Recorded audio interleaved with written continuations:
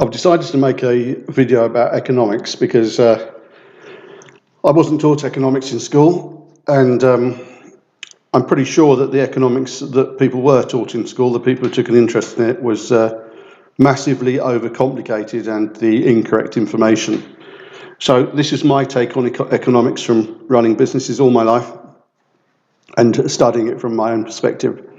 And I welcome people who are trained economists to comment on this, try and shoot it down, because it will be an interesting interaction. Now, what I'm going to do is explain this from a diagram, and hopefully encourage you to look at these different aspects yourself, because this is vitally important. We've been told a totally incorrect story about economics for generations, and it's caused us to be in this disaster, this socialist disaster that we're in the West now. Everybody thinks, oh, there's all these problems with capitalism, but actually we don't live in capitalism at all. We live in a kind of weird corruption of capitalism that involves a lot of socialism and massive government. So anyway, here we go. I'll just go from left to right and explain it. The workforce. The workforce needs to be as large as possible proportion of the population. Obviously, the more people working, the more you're going to get done. Pretty obvious. People need to be fit and healthy. The fitter people are and the more healthy they are, the more productive they're going to be for very obvious reasons. People need to be as high IQ and as skilled as possible, because the smarter they are and the more skilled they are, obviously the more sophisticated jobs they can do. High conscientiousness as well. This is another important trait. People need to be able to take their jobs seriously and be committed to them, and not just, do what they're told, but also think outside the box a bit and try and improve what they do. We use some imagination, not just behave like robots. So conscientiousness is important. And a strong work ethic. Obviously, the stronger the work ethic, the better, because again, all good for productivity. Now, in any economy, you need inputs and outputs. So the input in the economy is energy, raw materials, labour, and what I've called intellectual labour. So just to draw a distinction between physical work and work with one's mind, both of which are important, obviously. Output, you get products and services. So, anything you look at that you buy is either a product or a service. I don't think I need to explain the difference between the two. And everything needs to be as cheap as possible. So your products and services need to be as cheap as possible, and so do your raw materials, your energy, your labour, and intellectual labour needs to be as cheap as possible. Again, for obvious reasons, because the cheaper it is, the cheaper the products are going to be to the end user. Now, I put here automation and AI because this is a relatively new thing in the history of humans, and obviously that's going to be disruptive, because it's literally just going to replace the workforce, right? Which is going to cause an issue, because it will create a lot of redundancy in the workforce. So I don't think automation or AI is a bad thing, because we'll get products and services much cheaper. But it is something we need to address, because if we don't, what's going to happen is the people who control the automation and AI eventually will have godlike powers, and the rest of us will be completely at their mercy. So that needs to be something that's shared somehow between the whole population. What should be happening is people should be working less while the automation and AI takes over, but that's a whole different proposition in its own right. Now, business environment here. It's always good to think about these things on a small scale, and then ask yourself, why wouldn't it scale up? Okay, because if you look at economics on a macro scale, it seems hugely complicated. It's actually not. Just look at things on a small scale and ask yourself, well, why wouldn't that scale up? So in a business environment, imagine you've got a factory building, small computers, okay? You need security, right? You don't need people turning up in the middle of the night looting your business all the time, because the basic levels of security don't exist. Okay, you need infrastructure. In other words, you need roads so that the staff can get to the office and back. You need parking. You need electricity, water, this kind of stuff.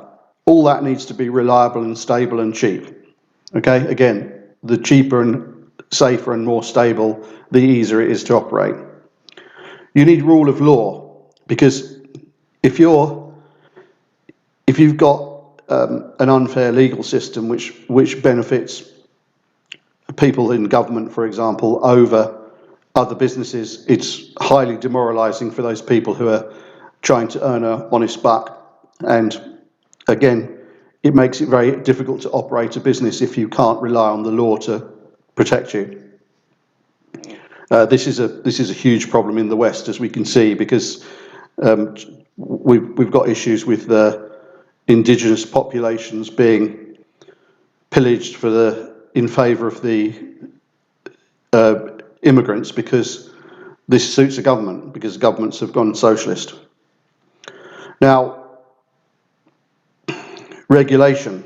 Well, obviously you need some regulation, but it needs to be light and stable. If you change the regulations all the time, a business that works this week might not work next week. You destroy the incentive for people to put in all the upfront work you need to put into a business. So if you have a complex or unstable regulation, it's very disruptive for people trying to do businesses. So this is another problem where the balance is. Governments will tell you need loads of regulation, and people who have businesses will tell you that you don't need any regulation at all. Somewhere towards the position of the businesses is probably about right. So all that stuff goes into market stability, which is important. So basically, the business environment needs to be reliable, safe, durable. This is very important. Now over here on the right, human issues, I've just put here kids. Obviously you want to get the kids to grow up and go into the workforce. So all these things that apply to the workforce need to apply early on to the kids. If you're not teaching the kids, if you're not giving if you're sticking all the kids together so the high IQ kids don't get to excel, for example, you're not helping anyone, because maybe those kids get held back or held down and don't go into the workforce and excel. That would be one example.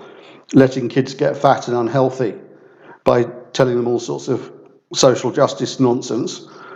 So, it's fine to be fat. Of course, it's not fine to be fat. It's deeply unhealthy to be fat. The last thing you want is your kids to be on unhealthy diets and in a bad environment, because you're then not going to be replacing the workforce, exactly as we've discovered in Europe.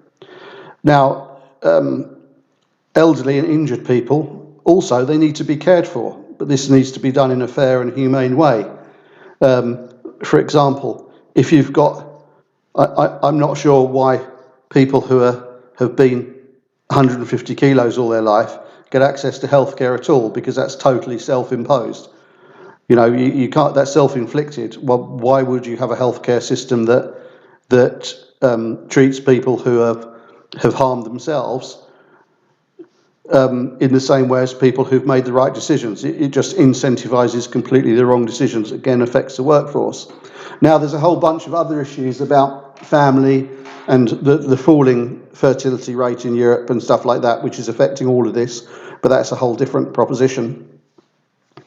Now, the other thing is here, narrative drives everything. If you control the narrative, if you control what people think, how people think the world works by controlling basically what history they know about, what news they hear, basically the information they have that allows them to build their model of reality. If you falsify that information, which has reached an extreme level in the West, you'll completely disrupt everything economically.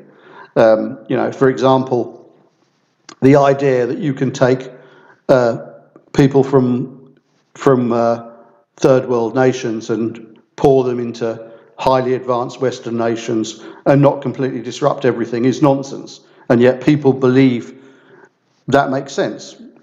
It self-evidently doesn't, but no one seems to care because they believe that the world is different from how it actually is. Another thing is commons. So things that belong to everybody, like if you imagine all the natural resources on the planet, who do all the forests belong to? Well, this is a tricky one because what we've got at the moment is a mass concentration of wealth and ownership of these things in the hands of very few people. You can argue that they should be equally distributed among everyone. I don't think that would work. But what we've got at the moment is also wrong. There's far too much concentration of wealth. So that's a real issue. I don't know what the answer to how to deal with the commons is. That's a tricky one. Money supply. This is another issue. At the moment, we have a insanely corrupt fiat money system where the money is just printed. So basically, governments can just print money and buy voters. Simple as that. That's the fiat money system is why we've had this steady move towards socialism, because all governments have to do is print more money and buy more voters in very simple terms. And then once they've got power, they start importing voters. This is what's been happening. So if you look back to the 1960s, when everything started to go wrong, we started importing people from third world countries. And somewhere around the I can't remember, it was 70s, the dollar was decoupled from gold. So then they could print as much money as they wanted. And this happens in all Western countries. This enables a lot of speculation. So you've got another bunch of people, so people who are rich, who have got rich by speculating. All they've done is buy and sell things and basically make money from money. This should be totally illegal, in my opinion. The reason why is because speculation adds nothing over here with the productivity of the whole economic system. Basically, it demoralizes the workforce because people just see people getting absurdly rich without really bringing anything to the party, as it were. And it ends up with a huge concentration of wealth in the hands of a few, which is why you've got the hardest working people in society and the people who are really productive who are struggling just to survive now. And yet you've got people worth literally tens of billions. Something is wrong. That's caused by speculation, financialization, and the money supply being the fiat money supply. So financialization is another word you could Google. This explains this whole process of what's been happening to the economy since the decoupling of the dollar and gold. Anyway, that's pretty much it. That's how economics works in my mind. Feel free to shoot any of it down. Don't bother contacting me and saying that I should be supporting 150 kilo humans who can't look after themselves when I'm looking after myself and taking care to stay fit and healthy and not injure myself so I can work, because this kind of stuff really is demoralizing for people who do everything right and then just get screwed. Anyway, I was hoping not to make that political, but I just can't help it. Anyway, that's my opinion about economics. If you'd like to shoot any of it down, please feel free. Thanks very much for watching. Please like, subscribe, comment, and if you've got any questions, put them in the comments. I'd love to hear other people's opinions on these things. Maybe I've missed something out on here, but I think I've got it. Now, you can teach people this stuff in maybe a few days or a week, right? The basics. But this isn't taught in school. Why aren't we taught about the money supply in school and how the government can just print money from thin air? Oh, I wonder why. Anyway, thanks very much, and let me know what you think. Bye for now.